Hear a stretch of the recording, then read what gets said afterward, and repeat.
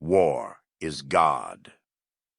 Colonels Chao Liang and Wang Shangsui argued that war was no longer about using armed forces to compel the enemy to submit to one's will, in the classic Clausewitzian sense.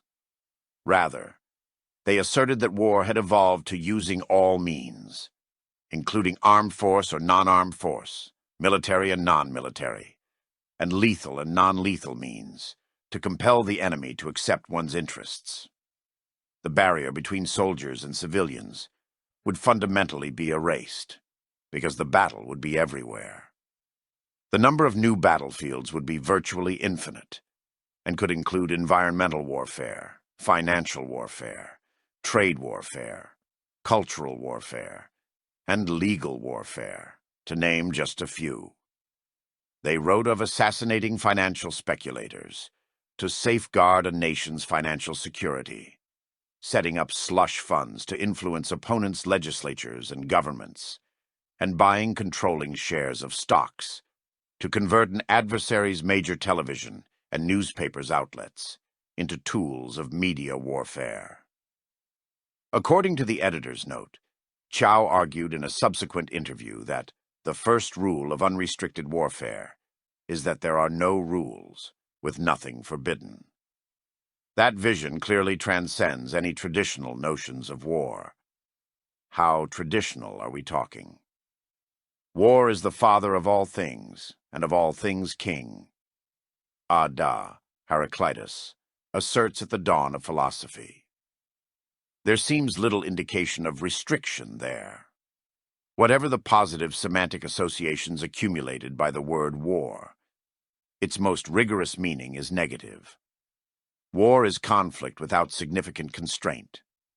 As a game, it corresponds to the condition of unbounded defection or trustlessness without limit.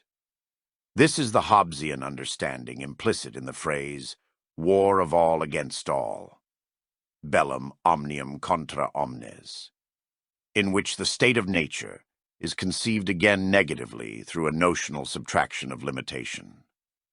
Treachery, in its game-theoretic sense, is not a minor theme within war, but a horizon to which war tends the annihilation of all agreement. Reciprocally excited mutual betrayal, in departure from an implicit common humanity, is its teleological essence. This is a conclusion explicitly rejected by Karl von Clausewitz in his treatise on war, even as he acknowledges the cybernetic inclination to amplification, or tendency to a limit, which drives it in the direction of an absolute. War is the continuation of politics by other means, he insists, because it is framed by negotiation, bookended by a declaration of war and a peace treaty.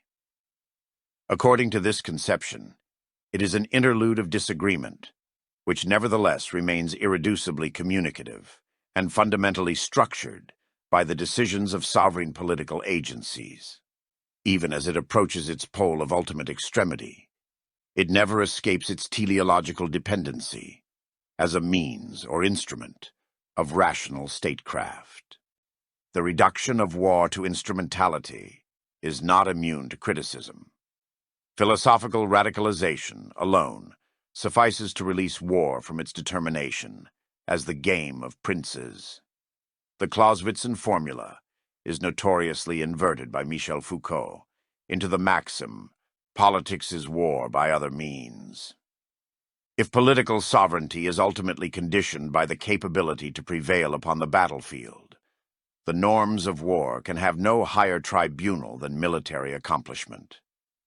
No real authority can transcend survival or survive a sufficiently radical defeat. There is thus a final incoherence to any convinced appeal to the laws of war. The realistic conception of limited war subsumes that of war lawfully pursued, with the latter categorized as an elective limitation. Chow's words bear emphatic repetition. The first rule of unrestricted warfare is that there are no rules, with nothing forbidden. The power to forbid is, first of all, power, which war, alone, distributes. Between peace and war, there is no true symmetry. Peace presupposes pacification, and that is a military outcome.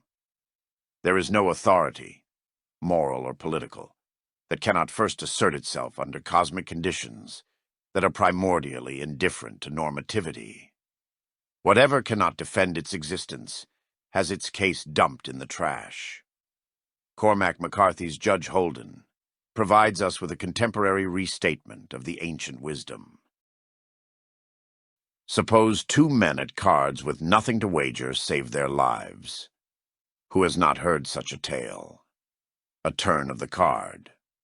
The whole universe for such a player has labored clanking to his moment, which will tell if he is to die at that man's hand, or that man at his.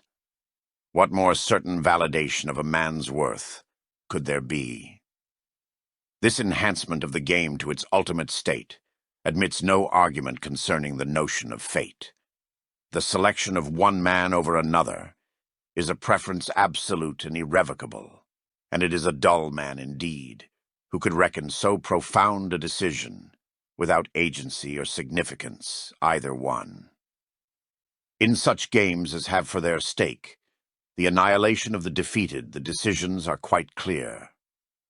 This man holding this particular arrangement of cards in his hand is thereby removed from existence. This is the nature of war, whose stake is at once the game and the authority and the justification. Seen so, war is the truest form of divination. It is the testing of one's will and the will of another within that larger will, which because it binds them is therefore forced to select. War is the ultimate game, because war is at last a forcing of the unity of existence. War is God. War is the truest form of divination, it turns out, is the revelation of the aeon.